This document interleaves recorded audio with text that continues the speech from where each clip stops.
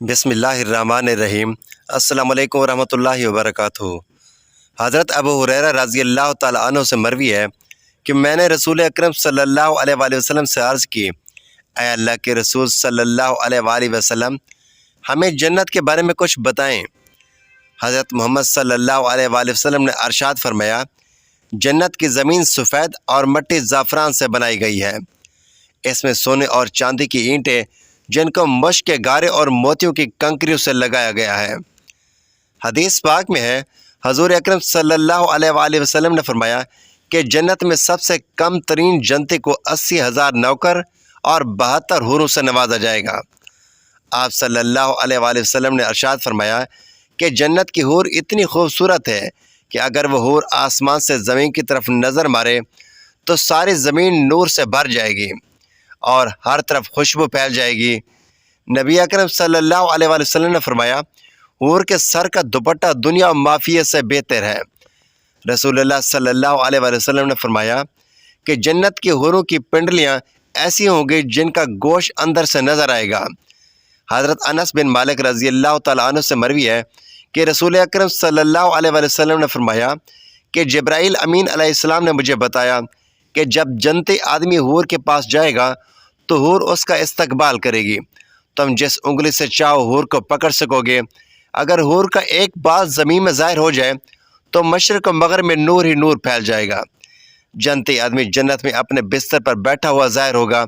اس کے ذہن میں یہ بات آئے گی کہ اللہ تعالیٰ اپنی مخلوق پر نظر کرم فرما رہا ہے، لیکن جب وہ اس نور کی طرف نظر مارے گا تو وہ ایک حور ہوگی۔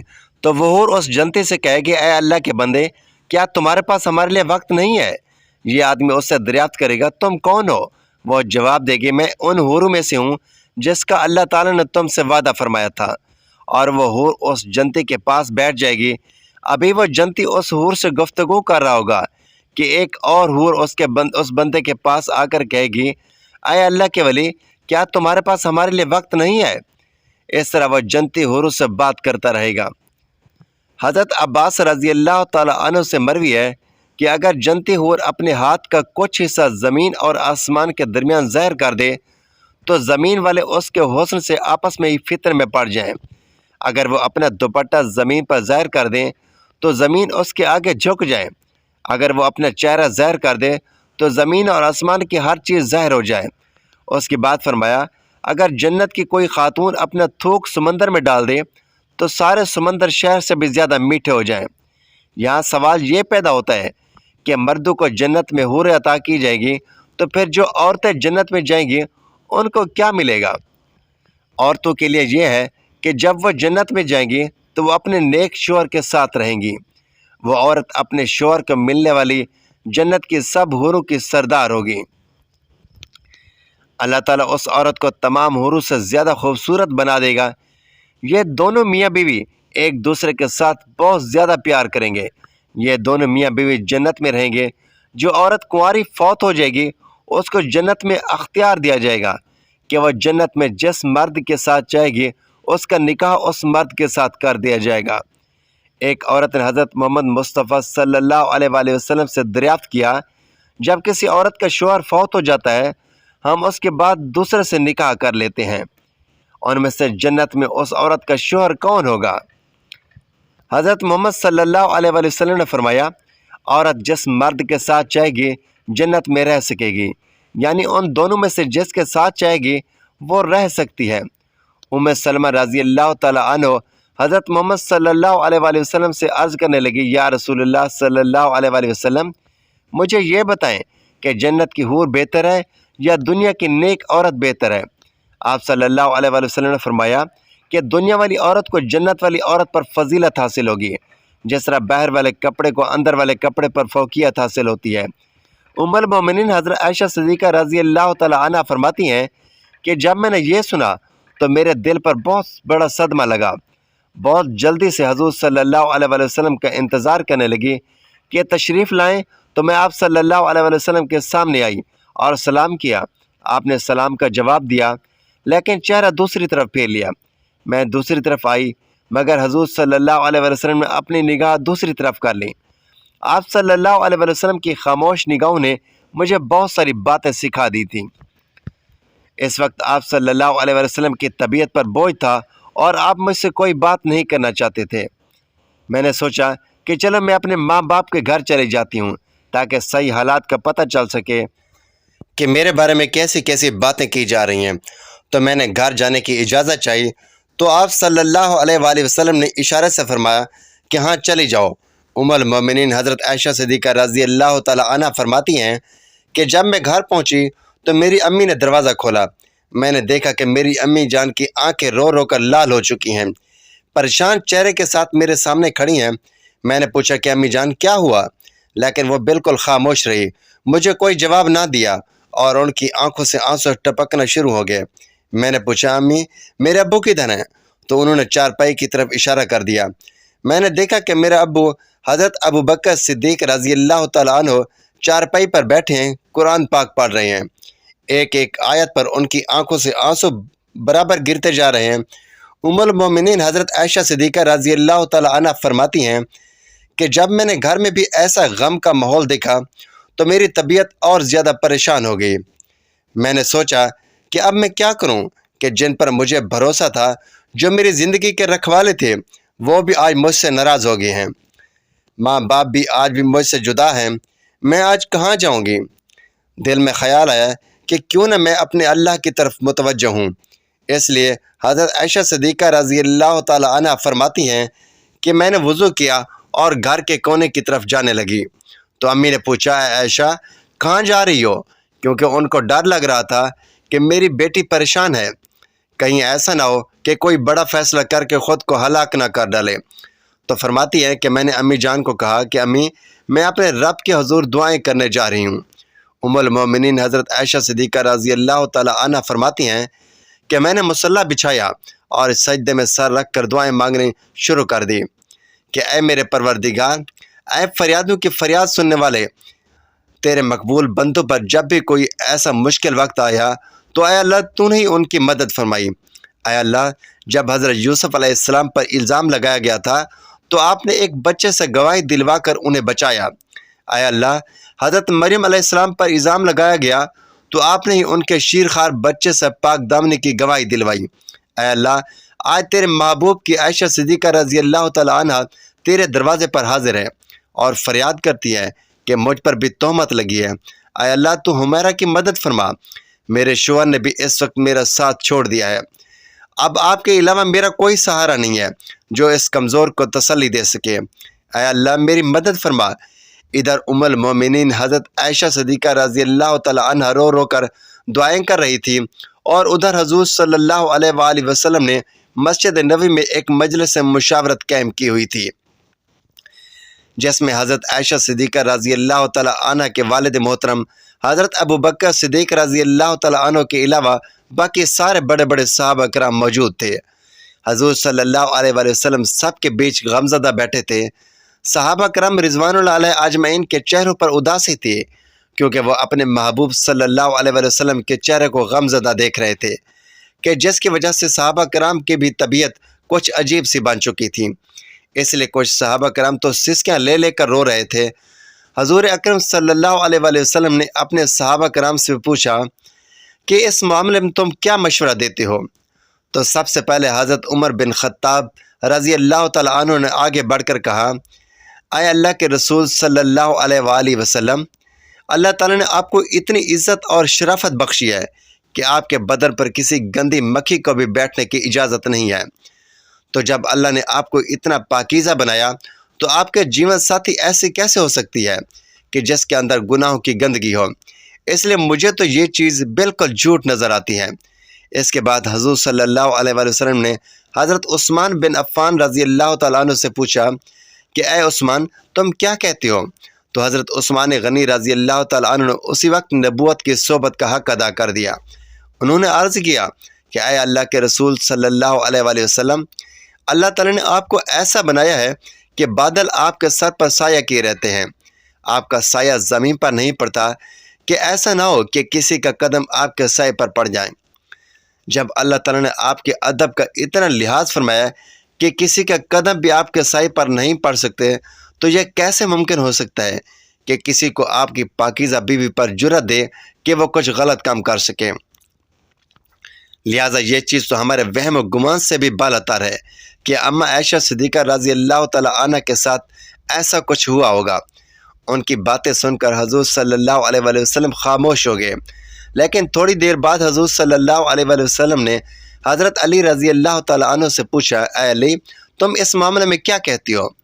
تو حضرت علی نے عرض کیا، اے اللہ کے رسول صلی اللہ علیہ وآلہ وسلم، ایک بار میں نے دیکھا کہ آپ کے جوتوں پر کچھ گندگی لگی ہوئی تھی، لیکن آپ صلی اللہ علیہ وآلہ وسلم کو اس کی خبر نہ تھی، اس لیے آپ نے جب ان جوتوں کو پہننا چاہا تو اللہ رب العالمین نے حضرت جبرائیل امین علیہ السلام کو بھیج کر آپ کو اطلاع فرما دی کہ آپ کے جوتوں میں کچھ گندگی لگی ہوئی ہے۔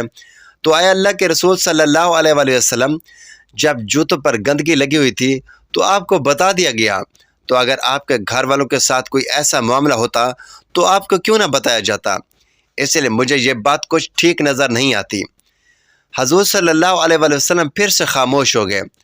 حضرت علی رضی اللہ تعالیٰ عنہ دوبارہ کہنے لگے، اے اللہ کے رسول صلی اللہ علیہ وآلہ وسلم، اگر آپ کی طبیعت پر اتنا زیادہ بوجھ ہے تو آپ چاہیں تو عائشہ صدیقہ رضی اللہ تعالیٰ عنہ کو طلاق دے دیں، آپ کے لیے بیویوں کی کون سی کمی ہے؟ اللہ تعالیٰ آپ کو کوئی اور جیون ساتھی عطا فرما دیں گے۔ ان کی یہ بات سن کر حضرت عمر بن خطاب رضی اللہ تعالیٰ عنہ تڑپ اٹھے اور کھڑے ہو کر کہنے لگے، اے اللہ کے رسول صلی اللہ علیہ وآلہ وسلم، آپ یہ بتائیں کہ عائشہ صدیقہ رضی اللہ تعالیٰ عنہ سے نکاح آپ نے اپنی مرضی سے کیا تھا یا آپ کو اللہ رب العالمین نے کہا تھا کہ عائشہ سے نکاح کرو؟ تو حضور صلی اللہ علیہ وآلہ وسلم نے انگلی آسمان کی طرف اشارہ کر کے بتا دیا کہ مجھے یہ حکم اللہ کی طرف سے دیا گیا تھا کہ عائشہ سے نکاح کرو۔ اس پر حضرت عمر رضی اللہ تعالیٰ عنہ فرمانے لگے، اے اللہ کے رسول صلی اللہ علیہ وآلہ وسلم، اب آپ مجھ پر چھوڑ دیجئے اور ان منافقوں کو چھوڑ دیجئے، میری تلوار جانے اور ان منافقوں کی گردن جانے۔ وہ اللہ کی پسند کی عورت کے بارے میں ایسی باتیں کیسے کر سکتے ہیں؟ میں ان سب کی گردنیں اڑا دوں گا۔ حضور صلی اللہ علیہ وآلہ وسلم نے اس وقت حضرت عمر بن خطاب رضی اللہ تعالیٰ عنہ کو محبت کی نگاہوں سے دیکھ کر حضرت عمر رضی اللہ تعالیٰ عنہ کے غصے کو ٹھنڈا کیا اور کہا، عمر، اللہ آپ پر راضی ہو، تو نے میرے غم کو ہلکا کر دیا۔ حضرت عمر بن خطاب رضی اللہ تعالیٰ عنہ کی یہ بات سن کر حضور صلی اللہ علیہ وآلہ وسلم کی طبیعت کو اطمینان آ گیا، اور پھر آپ صلی اللہ علیہ وآلہ وسلم مجلس سے اٹھ کر گھر چلے گئے۔ تھوڑی دیر بعد حضور صلی اللہ علیہ وآلہ وسلم حضرت ابو بکر صدیق رضی اللہ تعالیٰ عنہ کے گھر گئے تاکہ معلوم کریں کہ میری عائشہ کیسی ہے۔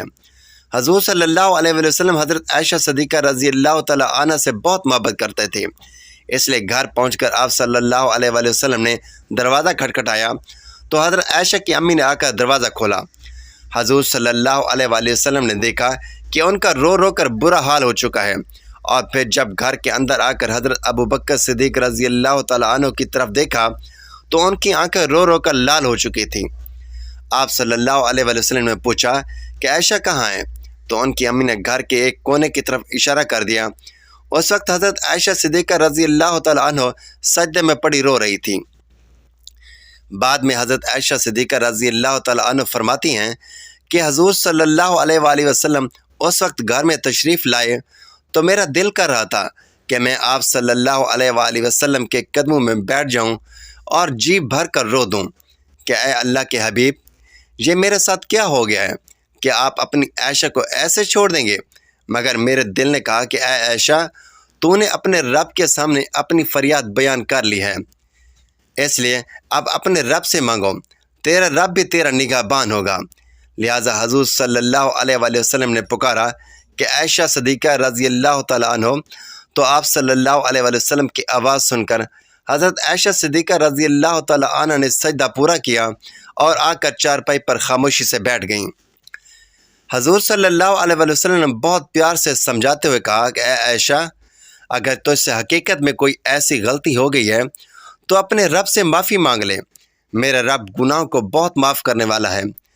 تو حضرت عائشہ صدیقہ رضی اللہ تعالیٰ عنہ فرماتی ہیں کہ اس وقت تک تو میں صبر کے ساتھ بیٹھی رہی، لیکن جب آپ صلی اللہ علیہ وآلہ وسلم سے یہ باتیں سنی تو میری برداشت کی حدیں ٹوٹ گئیں اور میری آنکھوں سے آنسو بہنے لگے۔ میں بیٹھی روتی رہی مگر خاموش رہی۔ آخر روتے ہوئے میں نے کہا، اے اللہ کے رسول صلی اللہ علیہ وآلہ وسلم، میں وہی بات کہوں گی جو یوسف علیہ السلام کے والد حضرت یعقوب علیہ السلام نے کہی تھی کہ میں اپنا مقدمہ صرف اپنے رب سے بیان کرتا ہوں، کیونکہ اے اللہ کے رسول، آج اگر میں کہوں گی کہ میں نے ایسا غلط کام نہیں کیا ہے تو آپ لوگ میری بات نہیں مانو گے، اور اگر میں یہ کہہ دوں گی کہ میں نے ایسا کام کیا ہے تو آپ لوگ فوراً میری یہ والی بات مان لیں گے۔ اس لیے میں اپنے اللہ ہی سے فریاد کرتی ہوں، وہی میرے لیے کوئی نجات کا راستہ نکالے گا۔ حضرت عائشہ صدیقہ رضی اللہ تعالی عنہ فرماتی ہیں کہ میں نے یہ الفاظ کہے اور پھر حضور صلی اللہ علیہ وآلہ وسلم کے چہرے مبارک کی طرف دیکھا کہ ماتھے پر پسینے کے قطرے ہیں، اور آپ کے اندر وہ حسین کپ کپی دیکھی جو وہی نازل ہوتے وقت ہوا کرتی تھی۔ پھر اچانک آپ صلی اللہ علیہ وسلم پر وہی نازل ہوئی اور آپ نے اپنے اوپر چادر ڈال لی۔ حضرت عائشہ صدیقہ رضی اللہ تعالی عنہ فرماتی ہیں کہ میں آرام سے بیٹھی تھی اور دل میں خیال آ رہا تھا کہ اللہ تعالیٰ آپ صلی اللہ علیہ وسلم کو خبر کر دیں گے یا نیند میں کوئی خواب دکھا کر بتا دیں گے کہ میں بے گناہ ہوں۔ میرے والدین بھی بہت زیادہ پریشان تھے کہ نہ جانے ہماری بیٹی کی قسمت کا کیا فیصلہ ہوتا ہے۔ تو حضور صلی اللہ علیہ وآلہ وسلم نے اپنی چادر اتاری اور کہا، عائشہ مبارک ہو، اللہ تعالیٰ نے وہی کے ذریعے پیغام بھیجا ہے کہ عائشہ بے گناہ ہے۔ یہ سن کر حضرت عائشہ رضی اللہ تعالی عنہ بہت خوش ہوئیں۔ ایک دفعہ ایک یہودی حضور نبی کریم صلی اللہ علیہ وآلہ وسلم کی بارگاہ اقدس میں حاضر ہو کر کہنے لگا، یا رسول اللہ صلی اللہ علیہ وآلہ وسلم، جنت میں لوگ کھائیں پیئیں گے؟ حضرت محمد صلی اللہ علیہ وآلہ وسلم نے فرمایا، جنت میں آدمی کو 100 آدمی کے برابر کھانا پیش کیا جائے گا، اور اس کو 100 مردوں کے برابر ہم بستری کی طاقت عطا کی جائے گی۔ تو یہودی نے کہا کہ جب کوئی مرد یا عورت جنت میں کھائیں پیئیں گے تو اس کو جنت میں قضائے حاجت پیش آئے گی؟ تو نبی اکرم صلی اللہ علیہ وآلہ وسلم نے فرمایا کہ جنتیوں کی حاجت اس کے پسینے کے راستے سے خارج ہو جائے گی، ان کے پسینے سے مشک کی طرح خوشبو آئے گی۔ جنت میں انسان جو کچھ چاہے گا وہ اس کو عطا کیا جائے گا۔ ایک روایت میں ہے کہ ایک مرد اپنا ہاتھ اس حور کی کمر پر رکھے گا تو سامنے کی طرف سے اپنا ہاتھ گوشت میں سے دیکھ لے گا۔ اس میں مزے کی بات تو یہ ہے کہ مرد جب بھی عورت سے صحبت کرنے جائے گا تو اسے ہر بار کنواری ہی پائے گا، لیکن اس ہم بستری سے کسی کو کوئی تکلیف نہ ہوگی اور نہ کوئی رطوبت اور خون کا اخراج ہوگا، اور اپنی حور کے ساتھ جسم کو ویسا ہی پائے گا جیسا وہ چاہے گا۔ امام احمد نے حدیث نمبر 15773 میں روایت کی ہے کہ نیک مرد اور نیک عورتیں جنت میں ایسے مزے لیں گے جس طرح مرد عورت سے اور عورت مرد سے دنیا میں مزے لیتے تھے۔ اگر مرد یہ چاہے گا کہ اس کی اولاد ہو تو اللہ تعالیٰ اس کو اسی وقت اولاد عطا فرما دیں گے، کیونکہ جنت میں کوئی جنتی ایسا نہ ہوگا جس کی خواہش پوری نہ کی جائے گی۔ حضرت ابو سعید خدری رضی اللہ تعالیٰ عنہ سے روایت ہے کہ رسول اکرم صلی اللہ علیہ وآلہ وسلم نے فرمایا، مومن جنت میں جب اولاد چاہے گا تو حمل زچگی اور پرورش اسی وقت ہو جائے گی جیسے وہ چاہے گا، حمل کا ٹھہرنا، مدت مکمل ہونا اور اس کے بعد 33 سالہ جوان ایک ہی لمحے میں ہو جانا اس حدیث میں ثابت ہے۔ اور قابل ذکر یہ ہے کہ حدیث میں لفظ استعمال ہوا ہے کہ جیسے وہ چاہے گا، مطلب یہ ہے کہ لڑکا ہو یا لڑکی، جو جنتی چاہے گا وہی پیدا ہوگا۔ حدیث مبارکہ سے یہ ثابت ہوتا ہے کہ جنت کی اولاد دنیاوی اولاد کی طرح نہ ہوگی، بلکہ یہ سارا مرحلہ ایک ہی لمحے میں مکمل ہو جائے گا۔ اور چونکہ جنت میں چھوٹے بچے نہ ہوں گے، اس لیے بچہ پیدا ہوتے ساتھ ہی 33 سال کا کڑیل نوجوان بن جائے گا۔ اللہ تعالیٰ سے دعا ہے کہ اللہ تعالیٰ ہمیں نیکوکاروں میں شامل فرمائے اور ہمارا خاتمہ بالخیر فرمائے، آمین۔ ناظرین، ویڈیو اچھی لگی تو ویڈیو کو لائک کریں، شیئر کریں، چینل کو سبسکرائب کریں اور کمنٹ باکس میں اللہ تعالیٰ کے 99 ناموں میں سے ایک نام ضرور ٹائپ کیجیے۔ اللہ آپ کا حامی و ناصر ہو۔ اللہ حافظ۔